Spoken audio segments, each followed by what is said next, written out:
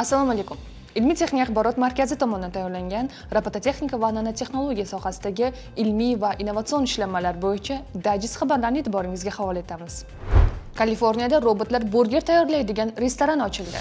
AQShning Kaliforniya shtatida burgerlarni to'liq robotlar tayyorlaydigan Burger Boots restorani ish boshladi. ABB Robotics xabariga ko'ra, ushbu robot tizimi bir burgerni atiga 27 soniyada takrorlay oladi. Robotlar kotlet qovurish, sous va sabzavotlarni joylashtirish hamda tayyor burgerlarni uzatish kabi takroriy vazifalarni bajaradi.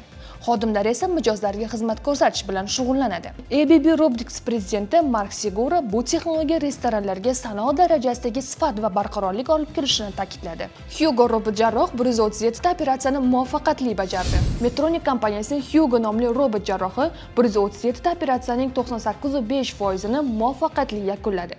Bu natija dastlab belgilangan 85% lik rejadagi ko'rsatkichdan ancha yuqori bo'lib, tibbiyotdagi robototexnika rivojida muhim yutuq sifatida e'tirof etilmoqda. Ushbu muvaffaqiyat xalqaro miqyosda katta qiziqish uyg'otdi. Mashhur tadbirkor Elon Musk robot jarrohlar kelajakda eng malakali mutaxassislar o'rnini bosishini ta'kidladi. Uning Neuralink kompaniyasi ham operatsiyalarni aynan robotlar orqali amalga oshirmoqda. Muskning fikricha, inson bu darajadagi aniqlik va tezlik bilan ishlay olmaydi. Shu bois murakkab jarrohlik amaliyotlari uchun robotlar eng maqbul yechim sanaladi. AQShda stress darajasini aniqlovchi aqlli tish ipi yaratildi. Tufts universiteti olimlari kortizon gormonini aniqlay oladigan sensorli tish ipini ishlab chiqdi. Qurilma oddiy tozalash vaqtida so'lak namunalarini yig'ib, uni tutqichlarga mikrogenlarga yuboradi. Maxsus sensor 10 daqiqa ichida kortizol darajasini o'lchab, natijani smartfonga jo'natadi. Tadqiqotchilar bu usulni Elisa laboratoriyasi tahliliga teng deb baholashmoqda. Qurilma stress darajasidagi eng kichik o'zgarishlarni ham aniqlay oladi. Bu esa surunkali stressni erta aniqlashga muhim vosita bo'lishi mumkin.